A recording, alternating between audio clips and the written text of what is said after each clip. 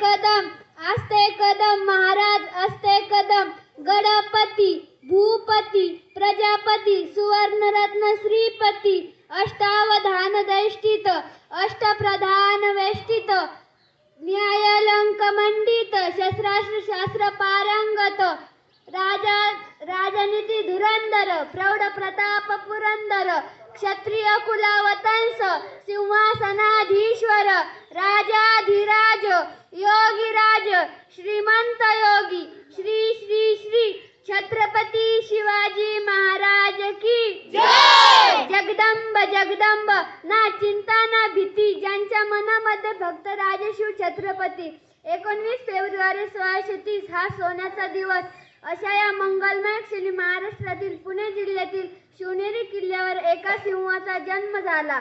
तो सिंह म्हणजे शिवाजी राजे भोसले होय। ते शहाजी राजे व माता जिजाऊंचे पुत्र होते। शिवराय लहानपणापासूनच अत्यंत हुशार व कुशाग्र बुद्धीचे होते।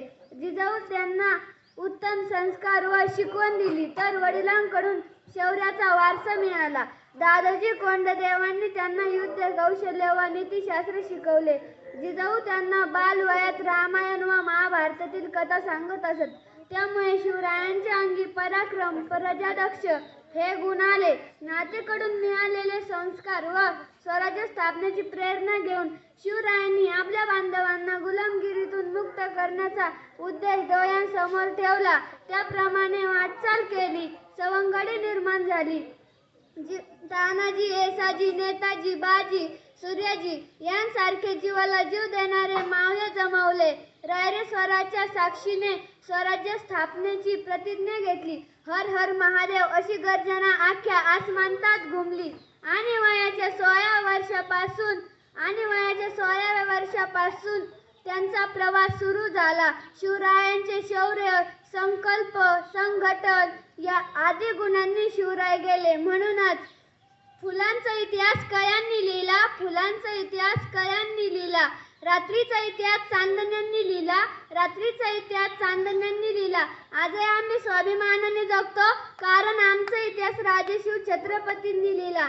निरक्षर मराठ्यांचा इतिहास सुवर्ण अक्षरांनी लिहून ठेवावा। इतका तेजस्वी आणि ओजस्वी इतिहास याच मातीत शिवरायांनी घडविला। स्वराज्यासाठी आयुष्यभर शत्रूंशी नडला होता। प्रतापगडाच्या पायथ्याशी अफजल खानाला फाडला होता। पुण्यात शाहिस्ते खानाला कोंडला होता। पुरंदराच्या पायथ्याशी मिर्झा खानाशी चातुर्याने लढला होता। आग्र्याला जाऊन औरंगजेबाशी भिडला होता। महाराष्ट्राच्या युगात शिवबा घडला होता।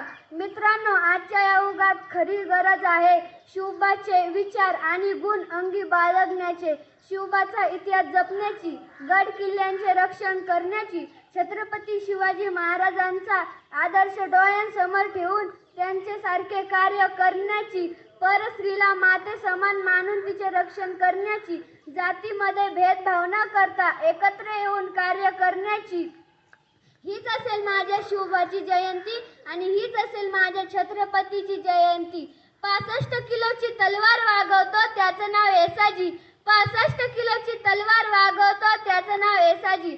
हात तुटला तरी खिंड लढत राहतो त्याचं नाव बाजी। 8 तासामध्ये घोडा दिल्लीहून पुण्याला घेऊन येतो त्याचं नाव संताजी। शत्रूच्या छावणीत घुसतो आणि छावणीचा मुकुट तोडून आणतो त्याचं नाव धनाजी। ठाण्या वाघाला उभा फाडतो त्याचं नाव संभाजी। आणि या सगळ्यांना एकत्र घेऊन स्वराज्याचं तोरण बांधतो त्याचं नाव शिवाजी। जय शिवाजी।